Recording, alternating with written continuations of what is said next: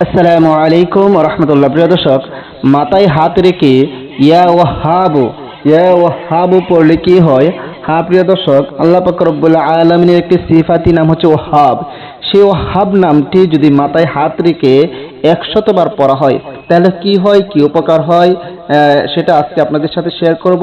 অনেক উপকারী এবং অনেক দামি একটি আমল। হ্যাঁ প্রিয় দর্শক, সেই বিষয়টি শুরু করার আগে আপনাদের কাছে একটা রিকোয়েস্ট, যারা আমার চ্যানেলের মধ্যে নতুন আছেন অবশ্যই চ্যানেলটি সাবস্ক্রাইব করে পাশে থাকা বেল আইকনটি বাজিয়ে দিবেন। প্রিয় দর্শক, মহান আল্লাহ পাক রব্বুল আলামিন বলেছেন যে আল্লাহ পাক রব্বুল আলামিনকে ডাকার জন্য তার সুন্দর সুন্দর নাম দ্বারা আল্লাহ পাক রব্বুল আলামিনকে যদি আমরা ডাকি তাহলে আমাদের ডাকে সাড়া দিবে, সেটা আল্লাহ পাক রব্বুল আলামিন বলেছেন। আর আল্লাহ পাক রব্বুল আলামিনের প্রতিটি নামই সুন্দর, প্রতিটি নামই দামি।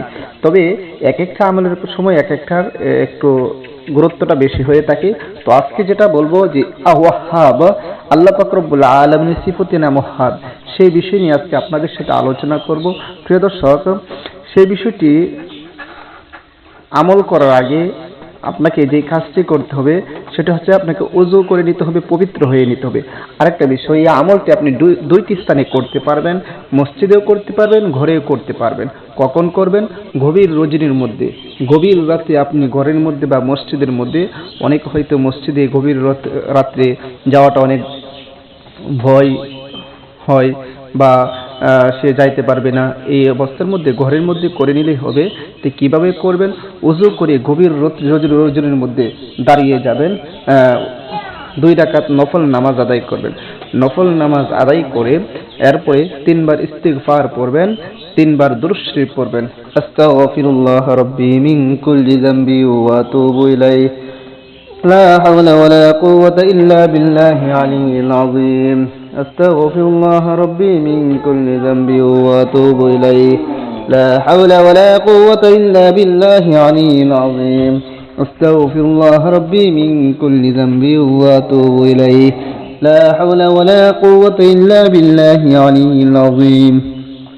এরপর 3 বার দুরূদ শরীফ, যে কোন দুরূদ শরীফ পারেন আপনারা পড়ে নেবেন। আমি দুরূদ ইব্রাহিম পড়তেছি। আল্লাহুম্মা সাল্লি আলা মুহাম্মাদিন ওয়া আলা আলি মুহাম্মাদ কামা সাল্লাইতা আলা ইব্রাহিম ওয়া আলা আলি ইব্রাহিম ইন্নাকা হামিদুম মাজিদ। আল্লাহুম্মা বারিক আলা মুহাম্মাদিন ওয়া আলা আলি মুহাম্মাদ কামা বারাকতা আলা ইব্রাহিম ওয়া আলা আলি ইব্রাহিম ইন্নাকা হামিদুম মাজিদ। এরকম ভাবে 3 বার ইস্তিগফার এবং 3 বার দুরূদ শরীফ পড়ার পর আপনি আপনার মাথার মাঝে হাত রাখবেন, রাখার পর পড়বেন ইয়া ওয়াহ্হাবু ইয়া ওয়াহ্হাবু ইয়া ওয়াহ্হাবু ইয়া ওয়াহ্হাবু ইয়া ওয়াহ্হাবু। এরকম ভাবে যখন 100 বার পড়া শেষ হয়ে যাবে, এরপর আবারও 3 বার দুরূদ শরীফ পড়ে নেবেন, যে কোন দুরূদ শরীফ পড়েন।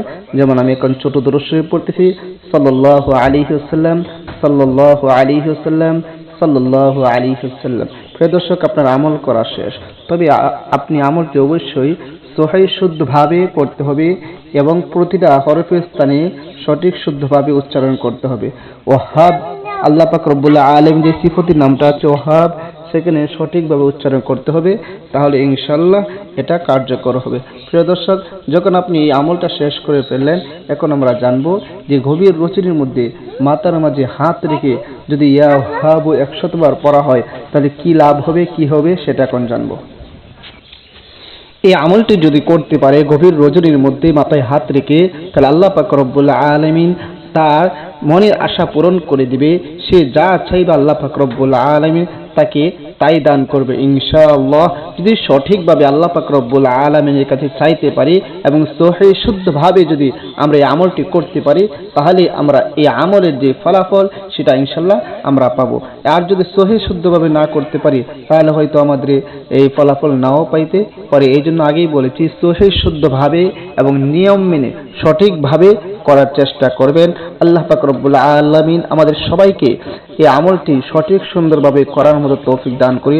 আর সবাইকে একটা রিকোয়েস্ট করব, ভিডিওটা বেশি করে শেয়ার করে দিবেন, যেন সবাই শিখে রাখতে পারি আর শিখে যেন সবাই আমল করতে পারি, সবার মনের আশাগুলো যেন পূরণ করতে পারি। আল্লাহ পাক রব্বুল আলামিন সবাইকে দান করুন। আসসালামু আলাইকুম ওয়া রাহমাতুল্লাহ।